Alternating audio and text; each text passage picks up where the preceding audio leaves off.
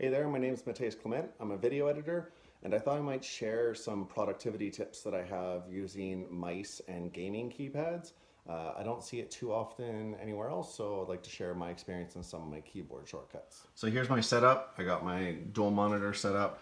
I have the Logitech G502 wireless. I have the wired version as well, but after editing for long amounts of time, that cord drag just got annoying, and the freedom I've had with cordless is amazing, but basically same product, and I definitely recommend it as an editing mouse, and I'll tell you why in a second.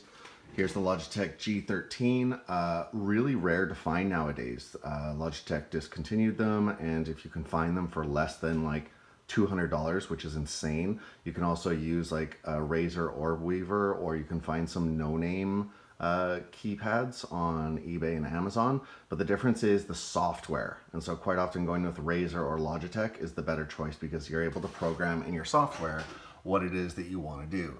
So here's an example of my Resolve or Premiere editing. So what happens is you'll notice that down here I have my space bar for playing, or you can set that to L so that you can actually speed up your process.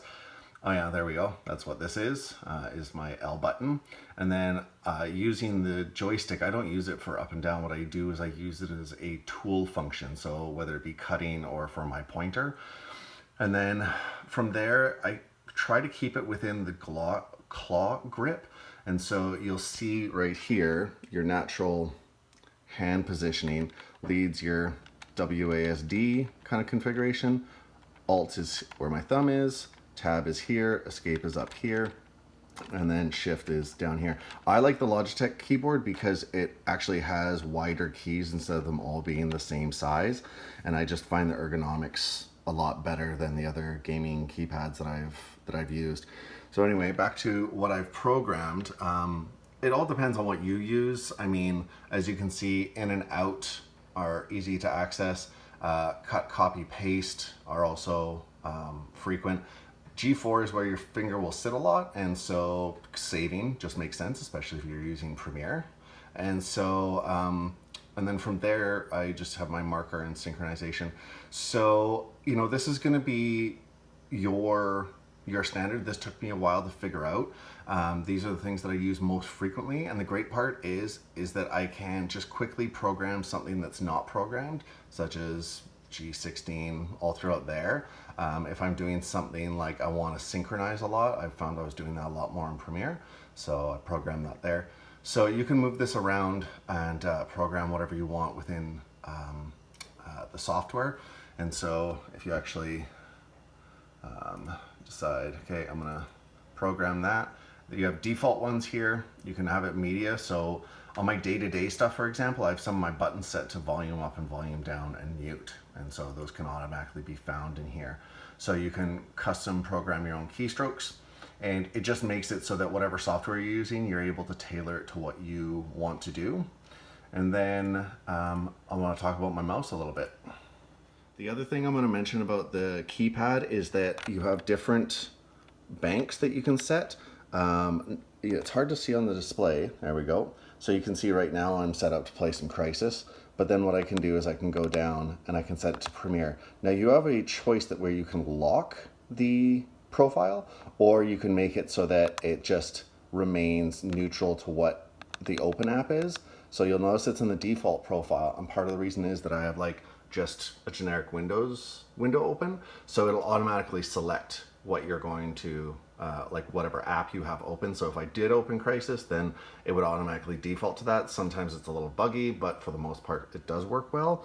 But the other thing I want to show is that there's these other banks. So even though while I'm in video editing mode, let's say this could, M1 could be like my editing shortcuts that I have, and then maybe M2 is my color correction tab, and then M3 is like my audio editing tab. So you can actually have the same app open with 4 different settings, so that even if it's simple, let's say you did have like a video editing tab and all you needed was these 3 keys, at least then you could like switch over to that, do that, and then make sure you're still within the same one. So you don't have to create separate profiles. You could actually just do it within the same profile. Now, I don't know about you guys, but I think this is the best damn mouse I've ever owned. I have the wired version, it is epic, and I just went cordless for some freedom. And the reason it's so epic is just the layout of buttons. Instead of like some of the other gaming mice out there where they have 43 keys on the side for just your thumb's gonna fatigue pretty bad, and you're gonna need some like muscle memory for that. This one's a lot more comfortable, and also I just don't video edit, I do a lot of administrative work, and so on my day-to-day stuff, what I do is I make it so that this is copy, paste, and this button on the side is enter, because I'm going through websites quite a bit, and then forward and back on websites. And then I can also switch between tabs on the left and right. But when it comes to video editing, what I like to do is I make it so that this is redo and undo. So Command Z, Command Shift Z, and then sometimes I set this button to synchronize, because I'm synchronizing clips with separate audio from time to time. And then copy and paste can be an option. This can be choosing between your cutting tool and your pointer tool, or ripple delete, or whatever it is. And then from there, some people, what I've seen them do is, because the mouse has a left and right on this, you can actually set that to your tool function. So, or maybe that switches between your tabs. It's up to you. There's one button right here that's not terribly useful, because the other button right here is the hyper scroll, and that just lets you spin and spin and spin. I don't like that. I like mine to click. So it's not terribly useful, but if you have something like synchronize, or something that you use once in a while but not too often, not like save, maybe you could use that as a save button.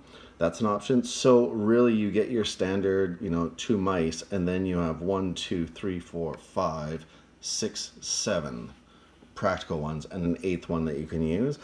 And it just means that when you're sitting at your desk, this overall setup, the reason this is good is because instead of being like your arm in all the time on the keyboard, or like jumping between the keyboard a lot, the more you can program this pad to do what you need to do, the less you're going to be, you might not even use your keyboard once you really start getting good at it. And especially knowing that you can program that, what happens is you can just get rid of the keyboard, or in my case, I might put it up here so that I can have a little more room. And I've seen guys, what they like to do is they actually like to lean in their arm at an angle, and then the same with the keypad. So hopefully that's helpful.